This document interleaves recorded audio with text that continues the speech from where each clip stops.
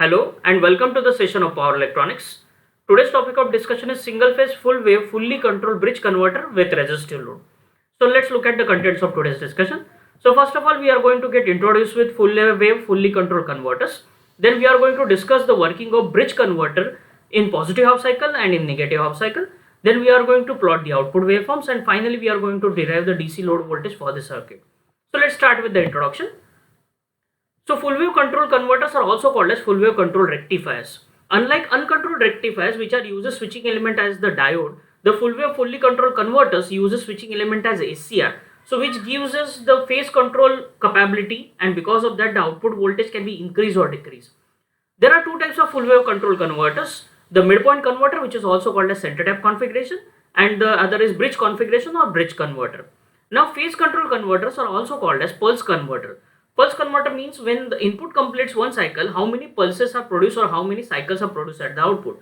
So full wave controller, as utilizing both the half cycle, they produces two positive half cycles or two negative half cycle when input completes one cycle. So that's why they are also called as two pulse converter. So as we can see, the other names for midpoint converter is midpoint two pulse converter or M2 connection. Similarly, B2 stands for bridge two pulse converter or bridge two pulse connection.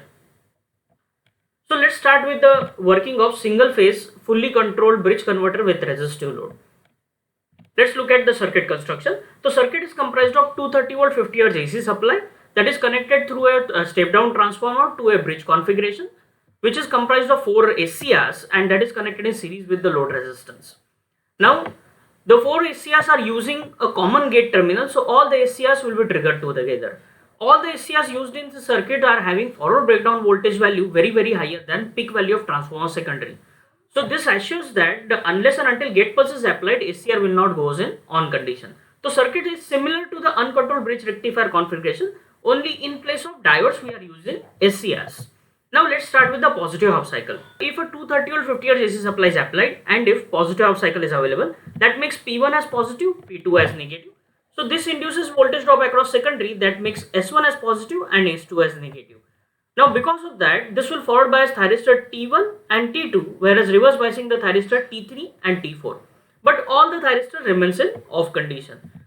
As soon as the gate pulse at the instant alpha is applied to all the SCRs, only thyristor T1 and T2 will goes in on condition because they are in forward bias condition. So as soon as they goes in on condition, they produces a load current with a path S1 positive through our load resistance, through T2, through S2 and through negative through which it will be grounded. As soon as load current is established, it helps to develop a load voltage. Now being a resistive load, the load current and load voltage will be in phase with the supply voltage. Now in this cycle, the thyristor T1 and T2 goes in on condition, whereas thyristor T3 and T4 remains in off condition, and because of that load voltage is developed and load current is established. As we understand, the sinusoidal supply is applied at the instant alpha. We have applied a gate pulse to all the SCRs, allowing thyristor T1 and T2 to goes in on condition. Now at the instant pi, the supply voltage reaches to a crossover point, that is it becomes 0. So as supply voltage becomes 0, obviously it reduces the current flowing through the two thyristor T1 and T2 below holding current value. As the current decreases below holding current value, forcing T1 to do and T2 to go in off condition, and because of that load current and load voltage becomes 0. So at the instant pi, supply voltage and load current becomes 0. So from the alpha to pi, thyristor T1 and T2 are carrying the load current. Now let's discuss the negative half cycle of this circuit. Now in negative half cycle, P2 becomes positive, P1 becomes negative. This induces voltage drop across secondary that makes S2 as positive, S1 as negative. Now this will forward biases the thyristor T3 and T4, whereas reverse biasing the thyristor T1 and T2. But all the thyristor remains in off condition. Now at the instant pi plus alpha, a gate pulse will be applied to all the thyristor, allowing thyristor T3 and T4 to go in on condition because of the forward bias condition. As T3 and T4 goes in on condition, they produces a load current with a path S2 positive to T3 through RL through T4 through S1 through which it will be grounded, and because of that it develops a load voltage. Now as we observed in positive and negative half cycle, the current direction through the load is same. So current develop or current established in the same direction through the load, and because of that same voltage will be developed as that of in positive half cycle. So in positive half cycle, as we discussed that positive voltage is developed across the load, So in negative half cycle, as current direction is seen through the load resistance, so because of that it again develops a positive voltage even we are in negative half cycle of the supply. Now in this mode, T3 and T4 goes in on condition, whereas T1 and T2 remains in off condition. Because of that, a load current is established and load voltage is developed. Again, a positive load voltage will be developed as current direction is same. So let's compare with the supply voltage waveform. So in this cycle, we are in negative half cycle. At the instant pi plus alpha, we have applied a gate pulse. And on the application of gate pulse, thyristor T3 and T4 goes in on condition and produces a load current and load voltage. Now at the instant 2 pi, supply voltage again reaches to a crossover point or it becomes 0. As supply voltage becomes 0, it reduces the current flowing thyristor T3 and T4 below holding current value, forcing them to goes in off condition.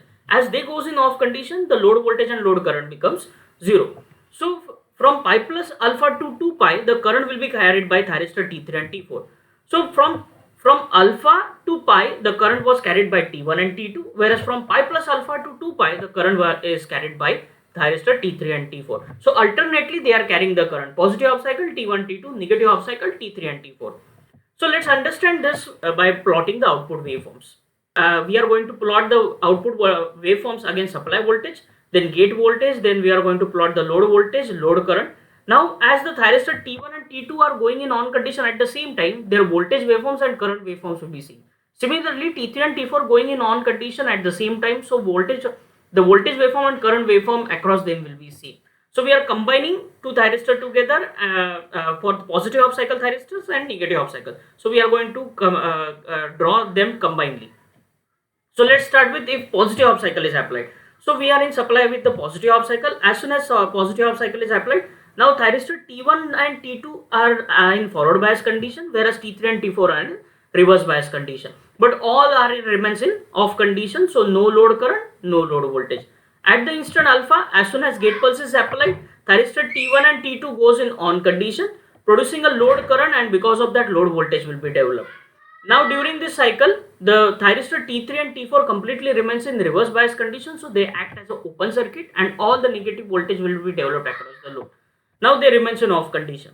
At the instant pi, supply voltage becomes 0. So because of that, the load current flowing through the ACF decreases below holding current value, forcing the thyristor T1 and T2 to goes in off condition. At this instant, the load current becomes 0, load voltage will be also becomes to the 0. So at the instant pi, the thyristor T1 and T2 goes in off condition. Now after the pi, now we are in negative half cycle. So in negative half cycle, again thyristor T3 and T4 will be now in forward bias condition, whereas T1 and T2 will be in reverse bias condition, but all remains in off condition, so no load current, no load voltage during this particular interval.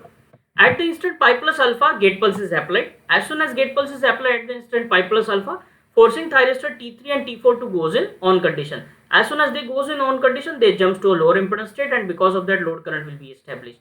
Again, as being a load is resistive and the current flowing through the load is same as that of in positive half cycle, so as we observed, the load current direction is same. Because of that, positive voltage will get developed across the load. Again, they will be in phase with the supply voltage, so same cycle will be followed as that of positive half cycle.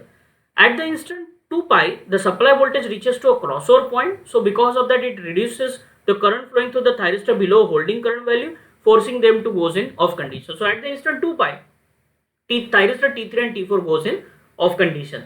Now this should be replicated in the next half cycle. Again we are in positive half cycle, so as soon as we are in positive half cycle, again thyristor T1 and T2 goes T2 is in forward bias condition, whereas T3 and T4 are in reverse bias condition, but all remains in off condition, so no load current, no load voltage. At the instant 2 pi plus alpha, we will apply a gate pulse, allowing thyristor T1 and T2 to goes in on condition. As soon as they goes in on condition, they jumps to a lower potential state, allowing a load current to get established. So load current will be established and load voltage will get developed. During this cycle, thyristor T3 and T4 are in reverse bias condition, so negative voltage will get developed and they remains in off condition, so no current will be established through them. At the instant 3 pi, crossover point in which the supply voltage becomes 0. So supply voltage becomes 0 means it reduces the current flowing to the thyristor below holding current value, forcing the T1 and T2 to goes in off condition. Again in negative half cycle, during initial part, no thyristor goes in on condition. T3 and T4 are in forward bias condition, whereas T1 and T2 are in reverse bias condition, but no SCS goes in on condition unless and until gate pulse is applied. On the application of gate pulse, thyristor T3 and T4 goes in on condition, producing a load current, and because of that current and load current is established and load voltage is developed. Again, during this cycle, during negative half cycle, T1 and T2 are in reverse bias conditions, so they act as an open circuit and develops a negative voltage across them. Also, they remains in off condition. As we can see from the current waveform, no current is established through them. So as we can observe, during positive half cycle, thyristor T1 and T2 goes in on condition, whereas during negative half cycle, T3 and T4 goes in on condition. So alternately, they conduct to produce the load current and load voltage. Now we have utilized the both half cycle, positive as well as negative. That's why we know that they are called as full wave control converters. Now we are interested in trying to calculate the DC load voltage across a DC load voltage. Now DC is called as average. So to calculate the average, we need to perform average over this load voltage waveform. And to calculate that average, we have a formula as VDC is equal to V average, or it is area under one complete cycle divided by B's. Now we need to understand that our one cycle of the output completes from 0 to pi, whereas the supply completes its cycle from at the instant 2 pi. Cycle is nothing but repetitions of the similar part. As you can see, a positive half cycle, the supply is comprised of positive half cycle as well as negative half cycle. So after the interval 2 pi or after the instant 2 pi, again a positive and negative cycle is developed. So it is nothing but a cycle is completed after, or cycle is repeating after the 2 pi. Whereas if we go for the load voltage cycle, we have a no voltage. As we can see from after the pi, there is a no voltage. Again, there is a maximum voltage after the alpha to pi. Again, there is a maximum voltage from pi plus alpha to pi.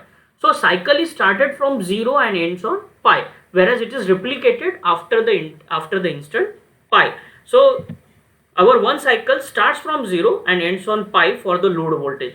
So that's why our base becomes the ending point of the cycle and starting point of the cycle. So that becomes pi minus 0 as pi. Now we like to calculate area for the load voltage waveform. Now area can be calculated by applying integration for a continuous or instantaneous sinusoidal signal. So this is our load voltage waveform where we like to calculate an average for from the interval 0 to pi. So we have to apply the integration. So if you like to apply integration starting point will be 0 to pi over the load voltage. Now the load voltage is having two different values in this interval. From 0 to alpha we have a 0 voltage, whereas from alpha to pi we are having a maximum voltage, that is just like a sinusoidal waveform. So that becomes Vm sin of omega t. So we have to split the integration from 0 to alpha and alpha to pi for the load voltage. Now let's substitute the value of load voltage for this interval. So for 0 to alpha we have a 0 value. For the value alpha to pi we have value Vm sin of omega t. Now let's try to solve this further. Now integration of 0 is 0. Now integration is not applied over the value Vm as it is being constant. It is only applied over omega t. So we can take Vm out of this integration to solve to simplify the equation. Now integration of sine is minus cos. So we will substitute the integration of sine as minus cos for the limit alpha to pi. Now for simplification we are going to take minus out of this bracket. So that becomes area is equal to minus Vm cos of omega t over the limit alpha and pi. Now let's try to substitute upper limit and lower limit. So if we substitute, that becomes upper limit minus lower limit. So omega t will be pi. So cos pi will be the upper limit minus cos of lower limit. So we know the value of cos pi is minus 1. So we will substitute the value of cos pi as minus 1. And finally we are going to multiply the minus sign into the bracket. That gives you the area as Vm1 plus cos alpha. So we have secured both the values, area as well as base. So our VDC becomes Vm1 plus cos alpha divided by 2 divided by pi. Now this is a value of bridge converter with resistive load, which is the same value as center tap converter with resistive load. So let's try to solve this by substituting the value of alpha. If the value of alpha is 0, so cos 0 is 1, that gives me the value of 2 Vm by pi, which is the value which is same as full wave bridge rectifier or full wave bridge rectifier or uncontrolled rectifier. Now if I substitute the value of alpha as pi by 2, that gives me Vm by pi, or that is half of the maximum value. And if I substitute the cos value of alpha as pi, that becomes minus 1. So 1 minus 1 0, that becomes DC voltage as 0. So it gives us two features. One is if the value of 0, if we substitute the value of alpha as 0, we will get the maximum voltage, and if we substitute the value of alpha as maximum, that is pi, we will get the 0 voltage. So this proves us fully controlled converter can adjust the output voltage and as the value of alpha increases, the value of DC voltage across the load decreases. This is what is the feature of full wave fully controlled converters. Now let's summarize the what we have learned. So bridge converter utilizes both the half cycle. That's why they are known as full wave control converters. Now the DC voltage developed across the load is double as that of half wave rectifier. So efficiency wise they are better. Also they are producing more DC voltage across the load. So obviously more voltage can be developed and more variations can be obtained. Now the best advantage of going bridge converter that they don't need any transformer as well as no need of higher rating of SCRs. As we know that midpoint or center tap rectifiers or center tap converters requires a center tap transformer, as well as they requires higher rating of the SCR as well as if you go for as well as diode. So it increases the cost. So bridge converter doesn't need any transformer. We can directly convert a 230 volt AC to directly a DC as per the requirement, because SCRs can be available with higher ratings as well. So this makes it cost effective even if we go with the more number of SCRs. So this is the best advantage of going bridge converter. So commercially bridge circuit is utilized because of its efficiency, because of its DC conversion rate, as well as no requirement of transformer, low ratings, so makes it very cost effective. So this contents I have taken from our book Power Electronics, Singh and Khanchandani. The page numbers are also mentioned. You can refer with these. So thank you very much for listening it patiently. Myself Amit Naik, and see you in next session.